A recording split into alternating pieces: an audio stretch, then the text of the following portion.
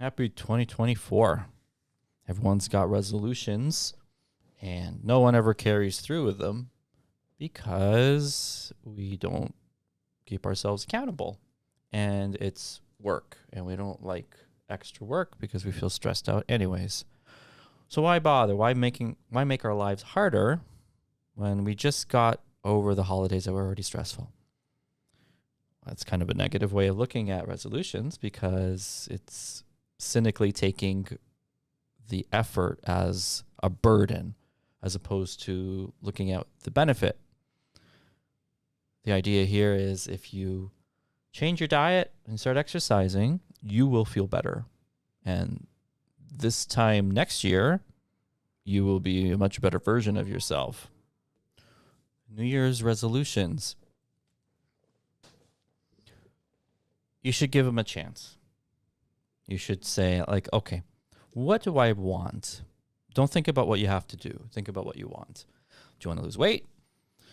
How much weight do you want to lose? Be reasonable. Don't be be realistic. A lot of times people will be like, I want to weigh what I weigh my weight on my wedding night. I mean, how many years ago have you been married? And they're like, I've been married 40 years. I'm like, yeah, no, it's not going to happen. Don't do that. I feel like I have so much lint. Even if it's a goal of 5 pounds, say in a month you can lose 5 pounds. You definitely could. You really could. And you don't even have to do a lot to do that. You can just not eat garbage for 2 weeks even. Give yourself a little, take it in steps. Don't be like, well, I guess I'm going to be doing this for the next forever. Don't think of it like that. Because our brain doesn't work in terms of infinite. We like to take things in chunks of time. That doesn't mean that you can't repeat that chunk. But the next 2 weeks, I'm going to eat gluten, dairy-free, sugar-free. I'm not going to eat after dinner. I'm not going to skip any meals. And I'm going to increase my vegetables. I'm going to make sure I have protein at every meal. That's a good resolution. And it's not impossible. If anything, I'd almost say it's an absolute must. It's a necessary thing. It's a necessity. Because if you're not doing that, if that's not what your diet looks like right now, you're not healthy. If you can't eat properly, and if you don't even know what eating properly is, because there's either no time, or you're confused about what actually is a good diet, or you're lazy. And it's probably a combination of all of those. Because if you think you have to do so much to eat properly, it'll discourage you. And then you'll be complacent and you won't bother. You'll be like, that's too much. I can't meal prep every single day. I was like, well, you don't have to. But then you're going to be making food or preparing food or eating every day anyways. So you might as well prepare something that is healthy. Don't make starches the core of your diet, especially if you're inactive. So sometimes it's not even a resolution. It's just a realization that's I can't eat garbage. I can't eat cereal for breakfast. I'm not 4. If you're 40 years old, you're having cereal, you're stupid. You can quote me. And people will recognize, I eat cereal sometimes. I'm like, okay, well, sometimes, whatever. But you shouldn't. Why? Why do you need that? Or people, they'll be like, I just have a cookie and a coffee. What are you, an old lady? Don't do that either. Have a breakfast. Have a lunch. Have a dinner. Start there. That's a resolution. I didn't even say anything about exercise. So the exercise thing. When I ask someone if they exercise and they're like, well, I walk, I'm going to punch you. Because what, you roll otherwise? You walk. Everyone walks. Well, no, I go for a walk. Oh, okay. How often? Oh, a couple of times a week. Yeah. What about the other days? You fly? And then they're like, well, for half an hour. I was like, probably 15 minutes. And you probably just walk around aimlessly with no intention, you're not getting your heart rate up. You're not exercising, in other words. You're not doing anything. If you can't exercise because you have a physical restriction, speak to someone that can help you customize either stretches or some kind of mobilization program for you. Everyone's early. Everyone likes to interrupt me on my resolution rant. I will have to do a part 2. This is almost, I think, part 3 of this one podcast. I keep trying to finish it. I keep getting interrupted, but that's okay. So I was talking about resolutions, and you need to know that it's going to be a sacrifice, and you're going to have to adjust your lifestyle around it. So you have to be willing to accept that, because if you don't, then you're not going to want to do it because it's inconvenient, and you get into like comfort zones with other things and eating and inactivity. And then why would you want to get out of that if it's a comfort zone? You have to be uncomfortable. You have to accept that part. And it also helps if you connect with the right person to motivate you, to kind of give you a little bit of fire and accountability, so that even if you got a personal trainer for like a month, once a week for 4 weeks, you would have a opportunity to build momentum over that period of time.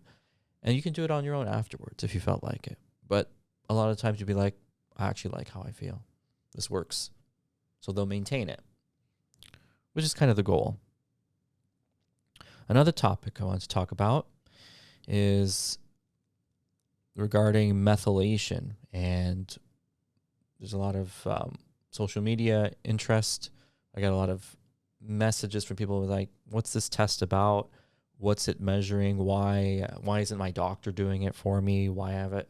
What's it good for? What's it going to tell me? How's it going to help me? So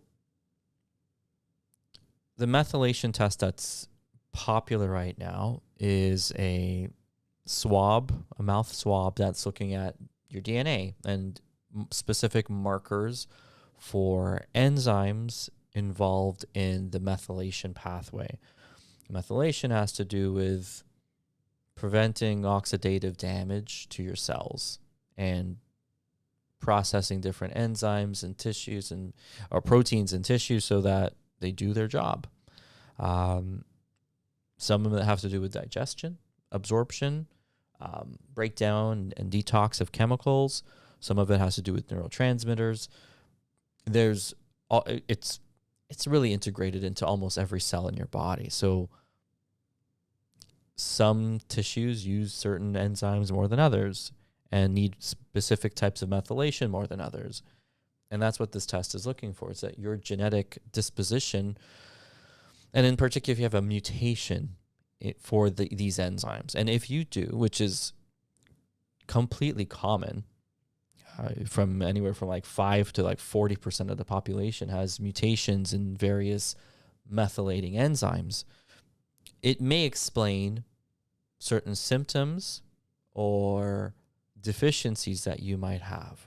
Now, some people will be like, I've got low iron. No matter what I do, I take iron pills, I get iron shots, I got this, and that.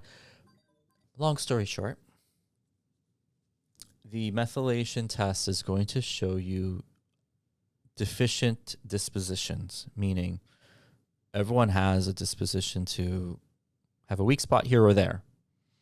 Now, if you have a weak spot when it comes to methylation, there's so many different areas of your health that can be affected.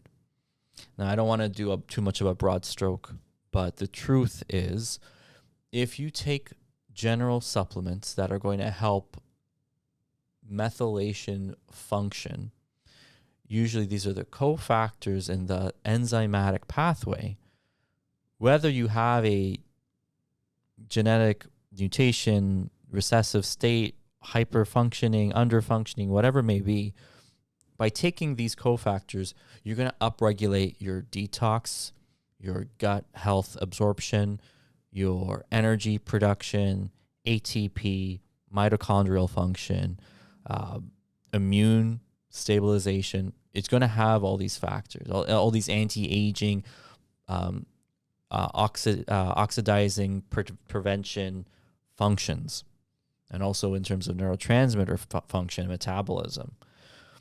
So these being folic acid, B12, trimethylglycine, zinc, B2, if I didn't mention it already. These ones in particular, especially with certain genes that might be in a recessive state, these ones are going to highly upregulate your methylation function. So whether you choose to do the test, which is available, or you're just like, I think I would just benefit from taking some good foundational vitamins. Now, foundational vitamins usually for me are like when someone says I take a vitamin C, it's vitamin D, probiotics, omega. Those ones are sort of like basic level. Everyone and anyone could take them and benefit. The next level down is when we start getting into the specific B vitamins and their individual functions, and then like multi-minerals or specific minerals that have a function in enzymatic activity. So I would like for people to start getting into that second level, second sphere of supplementation, because insane amount of science behind it. Generally speaking, it's going to help 99% of people who take them. There is a tangible improvement in your health when you do take those vitamins. No side effects, no risk. I mean, you're just going to feel better. Now, is that to say just take a general multivitamin and you're set? I wouldn't say so. It's not a bad place to start, though. But I kind of like using the individual higher therapeutic dosage supplement. If you need B2, take B2. Don't just you might get away with this high quality stress B complex, but don't just do a multi just because. If that's where you're at and you only want to take 2 pills a day, okay. We have some good multis that will cover the bases in those ways. But really, it's nice to be targeted and intentional.